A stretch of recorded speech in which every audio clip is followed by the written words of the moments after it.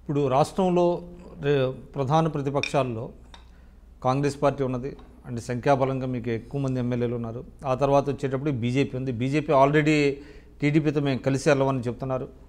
తెలుగుదేశం ఎటు ఉంది. సో భవిష్యత్తులో ఎవరికి వాళ్ళు కలిసి, అంటే ప్రతిపక్షాలన్నీ కలిసి పోటీ చేస్తే ఏమైనా టీఆర్ఎస్కి ఓడించగలుగుద్ది అంటారా, లేకపోతే విడివిడిగా పోటీ చేసినా కూడా పర్వాలేదంటారా? ఒకటండి, సరే బలాలు బలహీనతలు బేరీజ్ వేసుకున్నప్పుడు కొన్ని కాంబినేషన్స్ అవన్నీ వర్కౌట్ అవుతాయి.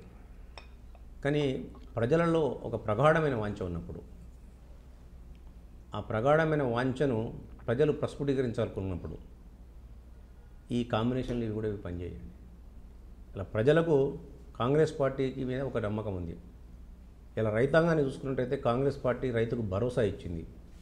రుణమాఫీ అంటే ఒక స్ట్రోక్లో తీసి పడేసింది.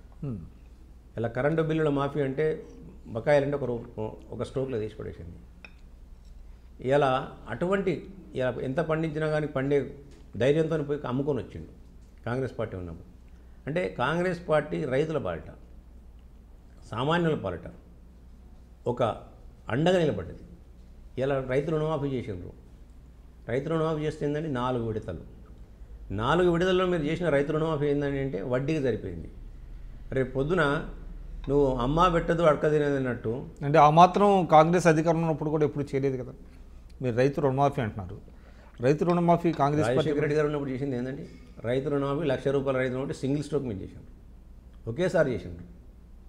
అంటే అది దేశవ్యాప్తంగా చేసింది, దేశవ్యాప్తంగా చేసింది కాదండి, కేవలం ఇక్కడ చేసింది మాత్రమే.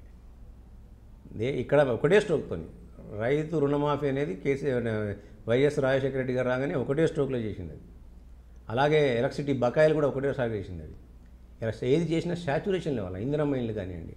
సరే ప్రతి దానిలో కొన్ని అవకతవకలు ఉంటాయి, అవి ఉంటాయి, నేను కాదని నేను అనట్లేదు దాన్ని.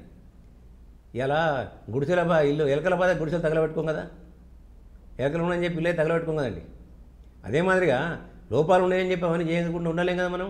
తప్పకుండా ప్రతి చోట కొందరు ఉంటారు. ఇలా మీరు ఇచ్చిన ట్రాక్టర్ల బాగోతం ఏంటంటే సబ్సిడీ ట్రాక్టర్లు, నీ కారు ఎక్కడ తప్ప ఇంకోలేదు, పట్టాదారు పాసం ఉన్నది, ఎవరు వ్యవసాయం చేయడం. ఇలా కాంగ్రెస్ పార్టీలో ఉన్నప్పుడే రైతు తలెత్తుకొని తిరిగింది. వల్ల ఏ రైతు దగ్గరకు అడిగినా ఒకటే మాట చెప్తారు, ఆయన ఉన్నప్పుడు కాంగ్రెస్ పార్టీ ఉన్నప్పుడే గొప్పగా ఉండేనబ్బా.